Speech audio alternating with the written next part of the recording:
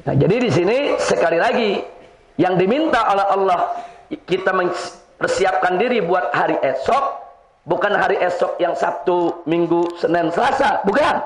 Hari esok kematian. Dan ingat amanat Allah dalam ayat lain, faqala ta'ala wa'bud rabbaka hatta ya'tiyakal yaqin. Yaitu sembahlah Tuhanmu, ibadahlah kepada Allah sampai datang kepada kamu al-yaqin. Ma makna al-yaqin? Al-maut. Apa yang dimaksud dengan yakin? Yang dimaksud dengan yakin adalah al-maut, kematian. Kenapa kematian diberi nama oleh Allah al-yaqin? Jadi al-maut Allah kasih nama al-yaqin. Nah, saudara, kenapa kematian diberi nama yakin? Sebab satu, yang namanya kematian itu adalah keyakinan seluruh umat manusia apapun agamanya. Apapun agamanya semua yakin tahu mati pasti akan terjadi. Nah, karena ini menjadi satu keyakinan semua umat manusia apapun agamanya, sampai yang ateis enggak mengakui Tuhan sekalipun tetap yakin bahwa semuanya pasti akan mati. Makanya kematian itu disebut al-yaqin. Itu nama yang indah itu. Itu nama indah buat kematian. Nah, yang kedua, siapapun yang hidup tidak yakin dengan adanya hari akhir, tidak yakin dengan adanya kiamat, tidak yakin dengan adanya surga dan neraka, tidak yakin adanya munkar nakir yang akan bertanya di dalam kubur. Begitu dia mati, berubah menjadi yakin. Siapapun manusianya, mau mukmin, mau kafir, saudara, yang tidak percaya kepada yang gaib, nah, maksudnya yang gaib, yang kita memang nggak pernah lihat di dunia. Saudara, seperti apa? Alam kubur, alam barzah, pertanyaan munkar nakir, kan kita nggak pernah lihat selama kita hidup di dunia. Nah, jadi siapapun yang percaya maupun nggak percaya dengan hal-hal yang gaib, begitu mati semua yakin. Nah, makanya kematian itu disebut penyingkap tabir keraguan. Yang tadinya nggak percaya adanya Allah, begitu mati jadi percaya. Ternyata Allah ada. Yang tadinya nggak percaya ada sorga neraka, begitu mati, percaya. Ternyata sorga neraka ada. Tapi sayang sejuta sayang, keyakinan kepercayaan yang datang setelah kematian, la yanfa, tidak manfaat. Nah, maka itu tanamkan keyakinan kita semasa hayat masih dikandung badan. Nah, kira-kira jelas tidak? Jadi indah sekali itu Allah kasih nama tuh. Kematian dikasih nama al-yaqin. Nah, sepertinya ayat itu mengingatkan kepada ingat. Kematian itu menjadi satu keyakinan bagi semua umat manusia. Ingat, yang namanya keyakinan itu siapapun manusianya nggak percaya kepada yang gaib. Siapapun, termasuk yang menganggap itu ramalan. Ada kan yang menganggap ramalan kan? Percaya kepada hari akhir dianggap ramalan dengan alasan karena kita nggak pernah ngeliat, jadi kita tukang ramal. Nah, termasuk yang ngomong begitu tuh. Nah, begitu mati baru dia percaya, oh ternyata bukan ramalan. Nah, itu bakal kelihatan tuh. Kira-kira jelas gak? Jelas? Nggak usah sebut nama, ntar dilaporin lagi. Nah, sekarang pokoknya dikit-dikit laporin aja. Masya Allah. Nah, jadi sekali lagi saudara, kita ingatkan bahwa kematian adalah pasti akan tiba. Takut ataupun berani kita akan mati. Jangan pernah takut untuk menghadapi kematian. Tapi memang yang harus kita takut, bekal apa yang sudah kita siapkan untuk menghadapi kematian. Memang amal kita itu bukan menjadi penyebab kita masuk surga. Penyebab kita masuk surga adalah rahmat Allah. Tapi dengan apa kita mengetuk pintu rahmat? Ya, kita ketuk dengan amal soleh, mengikhlaskan niat, cari ridho Allah. Nah, itu cara mengetuk pintu rahmat. Nanti Allah berikan rahmatnya kepada kita. Dengan rahmat itulah kita bisa masuk ke dalam surga. Jadi bukan dengan amal kita. Kalau dengan amal kita, ya kita nggak ada yang pantas sekali masuk surga, sudah. Sehebat apa kita punya amal? Kalau dibandingkan dengan aneka nikmat yang dianugerahkan dan dikaruniakan oleh Allah kepada kita semua. Nah, mudah-mudahan dengan demikian Yuk mari kita beramal soleh, kita tingkatkan keikhlasan kita hanya untuk Allah. Kemudian jangan putus asa dalam perjuangan, tanamkan keberanian dalam diri kita, dan tancapkan dalam diri kita bahwa yang maha besar adalah Allah, yang maha kuasa adalah Allah, yang maha menentukan adalah Allah. Jadi sehebat apapun manusia berencana makar kepada kita untuk membunuh kita, tapi kalau belum ditetapkan oleh Allah, maka semua upaya mereka tidak akan pernah bisa memudaratkan kita. Sebaliknya, walaupun seisi dunia ingin memberikan manfaat kepada kita, tapi Allah tidak mengizinkannya, maka tidak ada sesuatu pun yang bisa memberikan manfaat kepada kita. Madarat maupun manfaat tidak akan pernah mencapai diri kita tanpa izin Allah subhanahu wa ta'ala. Maka itu, dekatkan diri kita kepada Allah subhanahu wa ta'ala. Nah baik ya kawan, alhamdulillah ini hari suasana pengajian cerah, jamaah yang datang tetap banyak, nggak takut ada latihan perang. Tetap tenang kan? Tenang. Kalau kemarin di sini kayak perang, Bu, kayak film di sini bunyinya. Dum dum dum tor. Anggap aja anak kecil lagi latihan tembak-tembakan. Alhamdulillah. Jadi sekali lagi biarkan saja yang latihan-latihan, yang ngaji-ngaji, yang belajar-belajar. Alhamdulillah. Tapi tetap kita mesti waspada. Jadi sekali lagi kita mesti waspada dan menjaga kekompakan kita. Nah, serta menjaga juga ketenangan masyarakat kita. Mudah-mudahan Allah memberikan kemenangan kepada kita. Nah, karena musuh kita memang lagi pada panik, lagi pada kalap, apa aja dikerjain, saudara. Nah, bahkan yang menariknya yaitu ada unggahan berita Kapolres Bogor mengatakan kami ini latihan di atas gunung, nggak tahu kalau di sana ada pesantren. Begitu kami naik ternyata ada pesantren megah di sana. Alhamdulillah kayu begini dibilang megah. Alhamdulillah. Cuman kalau Kapolres Bogor bilang nggak tahu, dia bohong. Dia pernah 2 kali sholat di sini. Nah, saksinya semua santri. Pernah kan Kapolres datang kan? Sholat di sini kan? Iya duduk di sini, sholat di sini, makan di sini, bilang, kita kaget. Ini banyak bohong tidak? Banyak bohong, Masya Allah. Jadi luar biasa. Kenapa mereka bohong? Karena panik. Panik, kalap, bingung. Mau bikin apa nih? Ada lagi yang bilang, Habib Rizik merampas tanah negara. Wah. Saudara, ini wilayah Megamendung ini tanah garapan rakyat. Jangankan Anda merampas sampai 40 hektar, sejengkal tanah Anda rampas diuber-uber pacul sama petani. Boleh tanya petani, bukan begitu Abdul Hasan? Sejengkal tanah Anda rampas di sini, diuber sama petani, sama golok, sama pacul. Nah, jadi kita datang apalagi 40 hektar, saudara. Nah, kita datang dengan baik-baik, kita beli dari para penggarap, kita beli dari petani. Petani ada yang punya 1000 meter, ada yang punya 2000 meter, ada yang punya 5000 meter, ada yang punya 1 hektar. Mereka jual dengan sukarela, dengan harga yang disepakati. Kemudian setelah kita beli over garapnya dari masyarakat, kita lapor ke RT, kita lapor ke RW, suratnya ditandatangani oleh lurah. Kemudian kita lapor ke camat, dari camat lapor ke bupati, bupati lapor ke gubernur. Semua suratnya saya pegang. Surat dari gubernurnya ada, surat dari bupatinya ada. Kemudian kita lapor juga ke PTPN karena sertifikat HGU-nya milik PTPN. Kita sampaikan ke PTPN sekian hektar. Ini sedang kita garap untuk apa? Agrokultural bagi kepentingan masyarakat. Dan kita juga akan bangun pesantren juga untuk masyarakat. Dan semua tanah 40 hektar ini bukan milik saya pribadi. Ini semua wakaf untuk umat. Nah, artinya nggak ada di sini. 1 jengkal pun tidak ada untuk pribadi saya ataupun anak keturunan saya. Nggak boleh.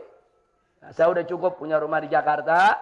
1, itu rumah saya pribadi. Tapi di sini, ini semua adalah wakaf untuk umat Islam. Hanya boleh dikelola, yaitu untuk kepentingan dakwah. Tidak boleh diperjualbelikan sampai hari kiamat. Kira-kira jelas tidak? Nah, terus kalau negara datang mau ngambil, emang punya negara.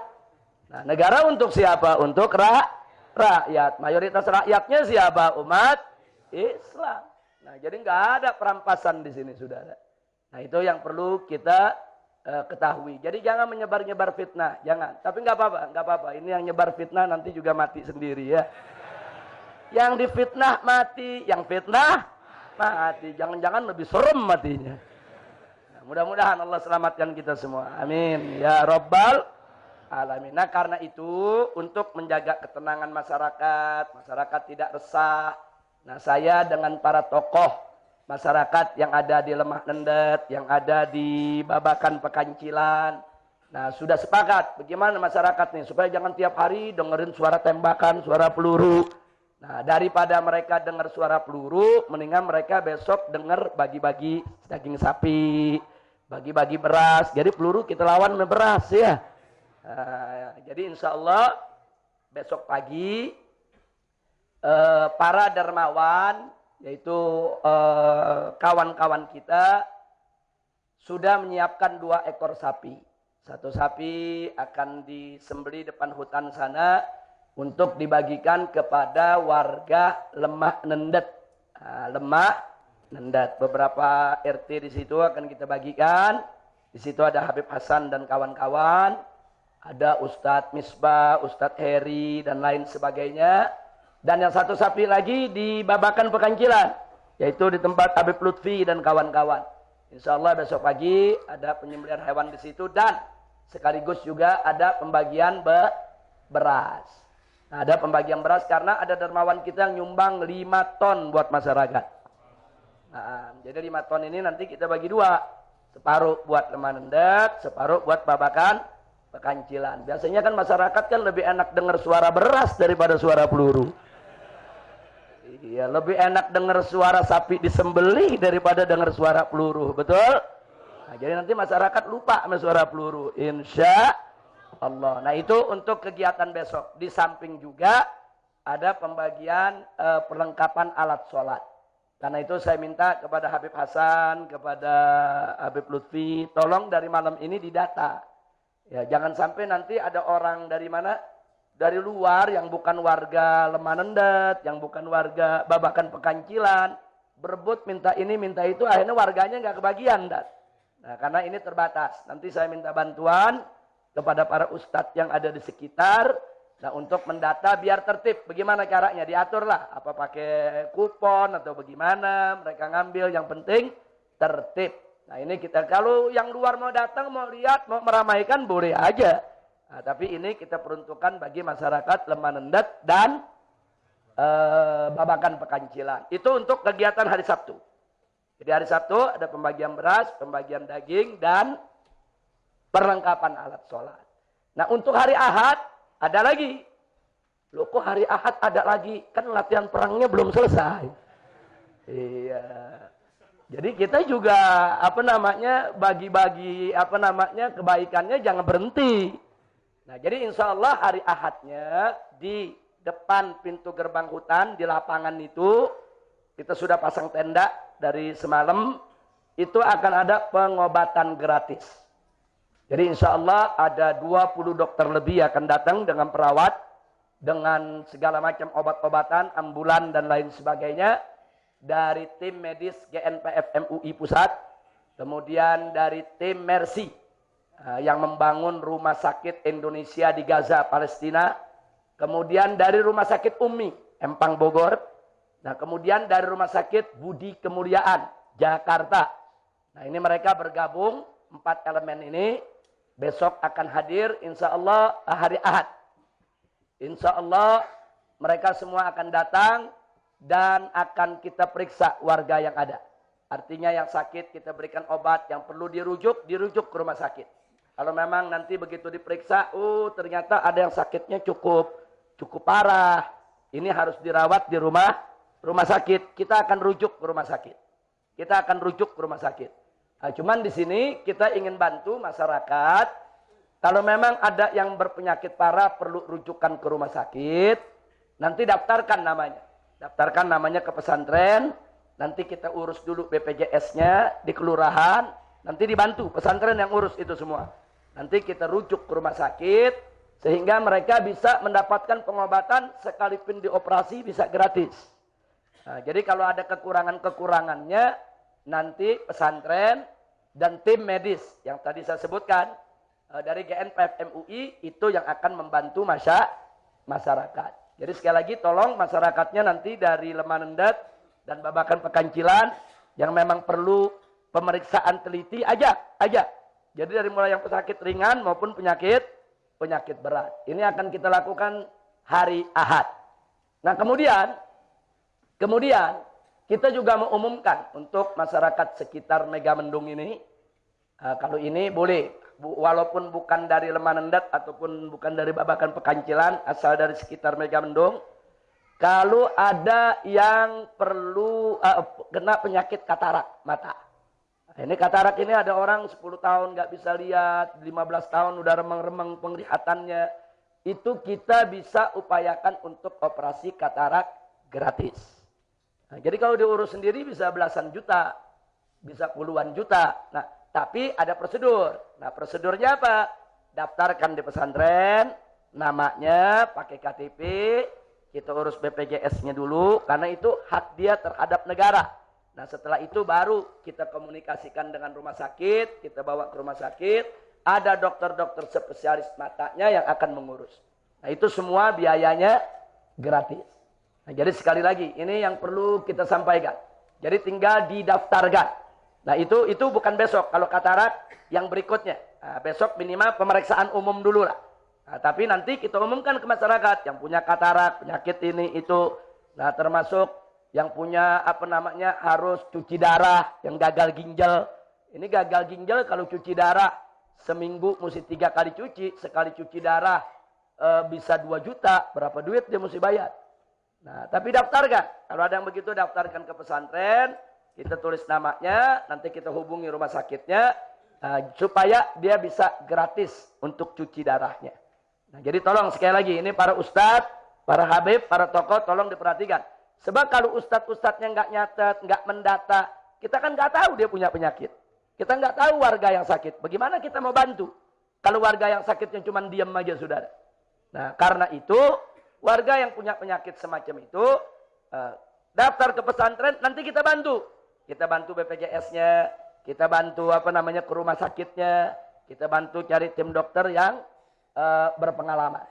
Dan mudah-mudahan kegiatan pengobatan gratis ini bukan hanya kali ini, tapi bisa sebulan sekali di lapangan itu. Nah, sebulan sekali kita pengen ada pengobatan gratis. Kenapa sebulan sekali? Karena memang rencananya itu buat rumah sehat. Nah, sebagaimana kita pernah umumkan, ke depannya buat rumah sakit gratis buat warga. Nah, kita punya rencana mau bangun rumah sakit, cuman kita kasih nama rumah sehat. Sebab kalau rumah sakit keluar sakit lagi. Nah, kita bikinlah rumah sehat. Biar kalau keluar jadi sehat. Begitu. Ditamain rumah sakit jadi sakit melulu kita. Nah, insya Allah nanti kita kasih nama rumah sehat. Nah, mudah-mudahan ini semua dimudahkan oleh Allah. Tolong didoakan, cepat atau lambat, insya Allah rumah sehat itu akan berdiri. Nah, sementara rumah sehatnya belum berdiri, kita bikin kegiatan pengobatan gratis bulanan dulu. Nah, para dokternya udah siap. Ini dokter yang kita undang, dokter ahli semua. Dokter spesialis, ini dokter-dokter kawakan. Bukan lagi dokter nasional, tapi dokter-dokter internasional yang sering tugas, yaitu di luar negeri. Nah, jadi besok insya Allah hari Ahad, jangan lupa, kita adakan pengobatan. Cuman saya minta kepada masyarakat, khususnya para ustadz, saudara-saudara kita kepolisian yang sedang latihan ini, jangan diganggu. Nah, jangan nanti ada masyarakat yang terprovokasi. Jangan. Biar aja mereka latihan, kita ngobatin. Jadi masing-masing. Nah, tidak saling mengganggu. Jangan mereka mengganggu masyarakat jangan ganggu mereka. Walaupun masyarakat sudah protes, ya pantas protes.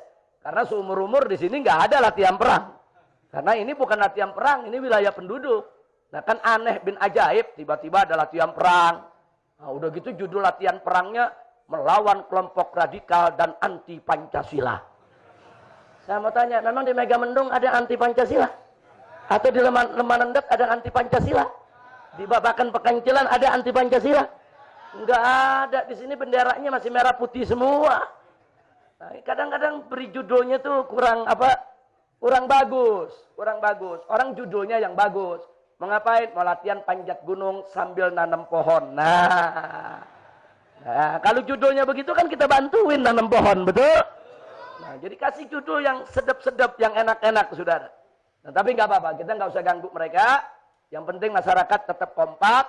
Nah, nanti kalau ada keluhan dari masyarakat yang merasa terganggu, tanda tangani aja surat protesnya. Nanti surat itu kita kirim ke gubernur, kita kirim kepada pihak-pihak yang terkait, supaya jangan melulu masyarakat yang disalahin. Nah, sementara kalau aparat yang salah dilindungi. Nah, mudah-mudahan masyarakat Lemanendet, begitu juga masyarakat daripada Babakan Pekancilan diberikan oleh Allah Subhanahu wa taala keberkahan. Nah, mudah-mudahan di sini dijadikan oleh Allah qaryatan thayyibah, qaryatan mubarakah. Amin ya rabbal alamin. Nah, yang terakhir saya tetap minta kepada laskar, relawan maupun santri, pengamanan tetap dijaga untuk menghindarkan hal-hal yang tidak kita inginkan. Kalau ada kendaraan-kendaraan masuk tidak kita kenal, tanya siapa. Nah, bahkan kalau mencurigakan, minta buka bagasinya. Nah, jangan segan-segan. Sebab kalau lagi begini bisa jadi ada penjahat masuk, dia bawa senjata, pura-pura mau kemari, nanti begitu dia masuk di lapangan situ dia buang senjata, tutup sama rumput. Nah, ntar besoknya tahu-tahu aparat datang menggeledah. Nah, begitu menggeledah buka rumput, nah pesantren nyimpen senjata. Nah, nanti dianggap ini pesantren teroris, buktinya ada senjata. Nah, hati-hati, ini kejadian begini bisa terjadi. Ada pihak ketiga yang ingin menjebak kita. Nah, maka itu saya minta baik pintu dari Tugu, dari Babakan Pekancilan, yang dari belakang maupun dari hutan, setiap ada tamu wajib kita sambut dengan santun, sopan, berakhlak, berikan salam, assalamualaikum, mau kemana. Nah, kalau memang dia tamu yang sudah biasa kita kenal, silakan langsung masuk. Tapi kalau yang kita nggak kenal, apalagi mencurigakan, mohon maaf, ini kondisi darurat, bisa kita periksa bagasinya. Nah, jadi ngomong yang baik-baik aja. Periksa, kalau bersih silakan mereka masuk. Tanya keperluannya apa, catat nomor mobilnya, nah, kemudian lihat orangnya siapa. Jadi kalau ada kejadian-kejadian ke depan seperti itu, kita bisa deteksi. Hati-hati, itu cara-cara jahat tuh seperti itu. Nah, jadi kadang-kadang kita nggak megang apa-apa, tahu-tahu besok di MS ini ada 50 granat, ada 20 pucuk AK-47, ada basoka. Habib Rizik menyembunyikan senjata karena ingin memberontak kepada Republik. Nah, ini saya ingatkan di sini, bahwa yang ada di MS ini pacul. Nah, banyak tuh, banyak pacul. Nah, karena di sini mereka pada bekerja, bertani, arit juga banyak karena untuk motong rumput. Golok juga di sini banyak. Yang namanya petani mana ada nggak bawa golok? Nah, semua petani mereka bawa golok. Jadi kalau mau bawa pacul, sekup, saudara kalau mau cari pacul, sekup, golok banyak di sini. Nggak ada kan petani kan yang nyangkul pakai AK-47. Nggak ada. Mau nanam pohon nih, bikin lubangnya, taruh granat, belum. Baru nanam, nggak ada. Di sini nggak ada tuh granat, AK-47, amunisi, senjata, nggak ada. Di sini semua yang ada alat pertanian. Alhamdulillah. Nah, itu saja yang bisa saya sampaikan untuk hari ini. Mudah-mudahan manfaat untuk kita semua. Nah, kemudian saya minta maaf kepada umat Islam yang saat ini ada undangan-undangan di beberapa daerah. Ada yang saya datang, ada yang saya nggak datang. Karena memang kondisi saat ini banyak yang harus saya selesaikan. Nah, banyak pertemuan-pertemuan yang harus saya selesaikan, banyak rapat, banyak ini, banyak itu. Jadi tolong dimaklumi. Nah, mudah-mudahan kalau suasana sudah tenang, kondusif, kita bisa berdakwah seperti biasa lagi. Insya Allah. Nah, saya mau tanya semua yang ada di sini tetap siap bela Allah, siap bela Rasul, siap bela Quran, siap bela Islam, siap bela NKRI. Apa kita musuh Pancasila? Apa kita musuh UUD 45? Apa kita merusak Bhinneka Tunggal Ika? Takbir. Nah, sebagai penutup, ada hal yang sangat menarik. Kemarin saya bertemu dengan Dr. Hidayat Nur Wahid, salah satu wakil ketua MPR. Beliau bertemu dengan Presiden. Beliau bertemu dengan Presiden Republik Indonesia. Ini dalam tugas ke MPR-an. Kemudian di situ juga banyak staf-staf kepresidenan. Ada yang menarik beliau katakan kepada Bapak Presiden. Beliau katakan, ini beliau yang bercerita. Bapak Presiden, itu aksi 212, itu di situ berkumpul ulama dan umaro. Habaib hadir, kiai hadir, ulama hadir, pimpinan pondok pesantren hadir, pimpinan ormas-ormas Islam hadir. Bapak Presiden hadir, Wakil Presiden hadir, Kapolri hadir, Panglima TNI hadir, Menko Polhukam hadir. Artinya lengkap, macam-macam suku ada. Dari Sabang sampai Merauke. Dan yang kumpul nggak sedikit, lebih dari 7 juta orang.